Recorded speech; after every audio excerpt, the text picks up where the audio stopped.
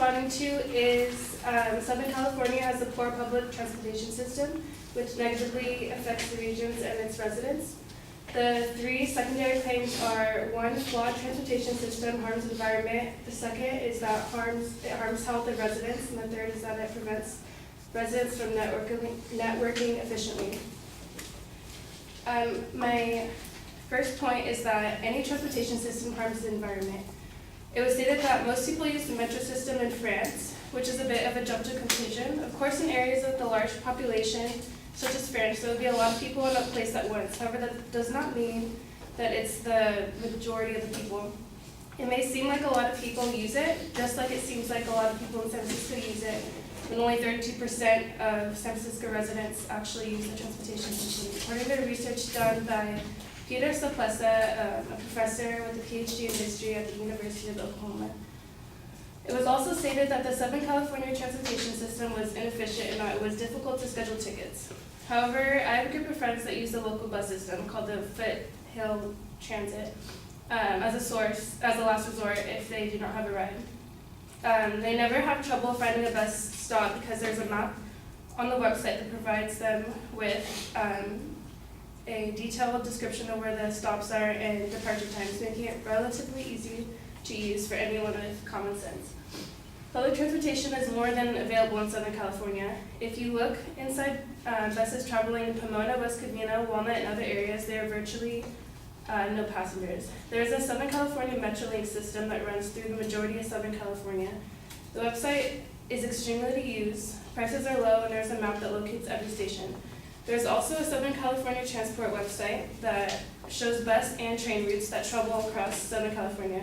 If you schedule a trip, your ticket can include a bus trip as well as a train ticket for many locations to be reached.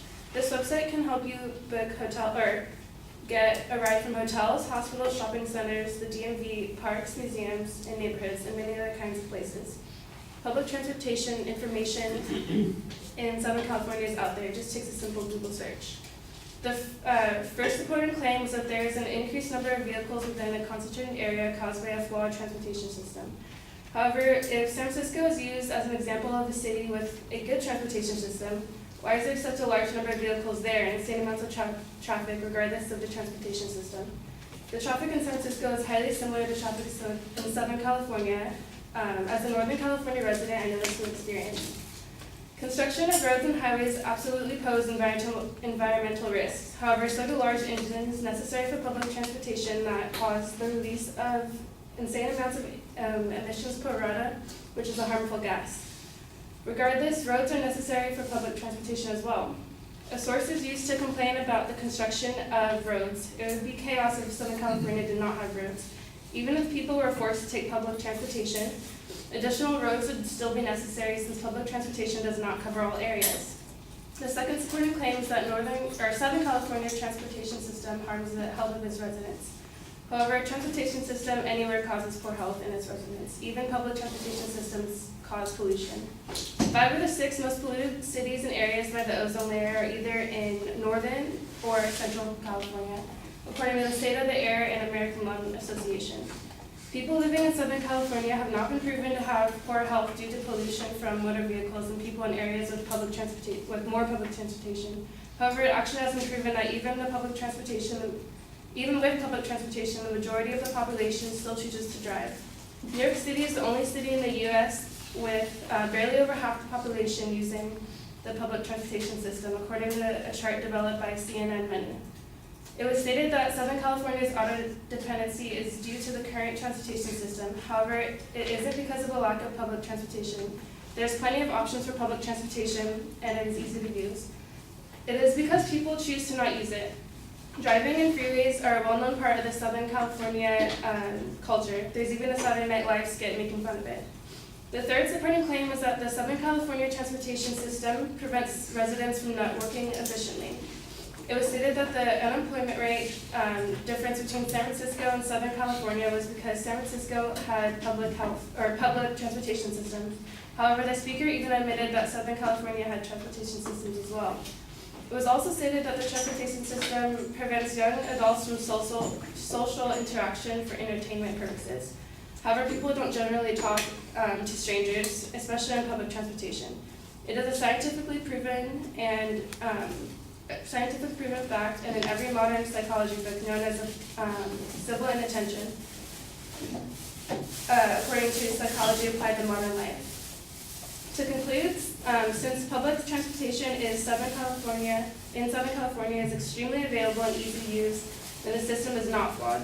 The amount of public transportation in Southern California available exceeds the amount of residents who actually use it. The problem may not be that there's a flawed transportation system, but that people find driving more convenient. Thank you.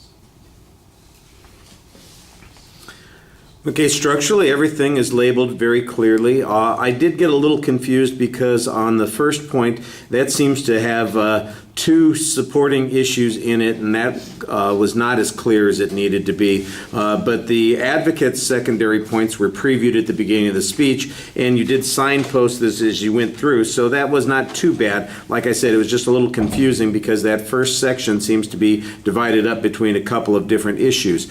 I did think that there was a piece of information that was missing in some of the comparisons that you were making.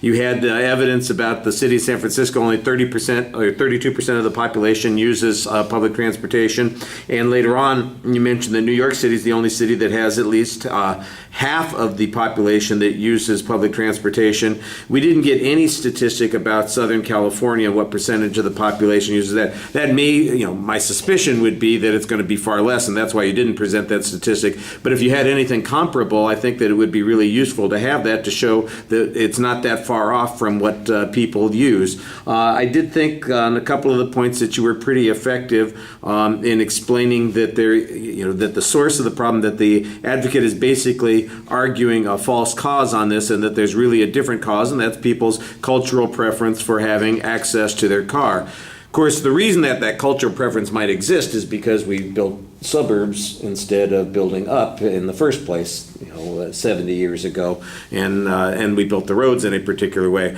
But I think the way you're explaining it is a perfectly legitimate challenge to the advocate's position. The attempt to show that public transportation in Southern California is easily accessible, I thought you did a good job on that.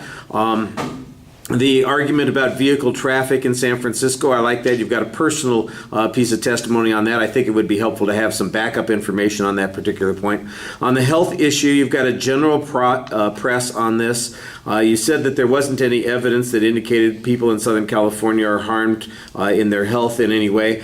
I didn't hear a source citation on that. It sounds like an assertion on your part. We need to see some data on this particular point.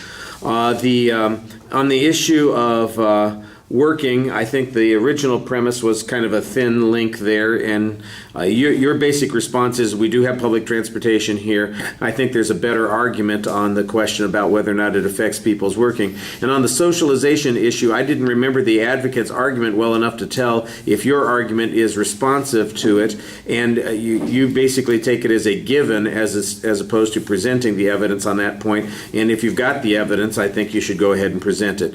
Like I said earlier, I think that people are rushing a little bit. They're reading too much. Remember, you're giving a speech. This is not an essay contest, and so you need to talk to the audience more. All right, thank you.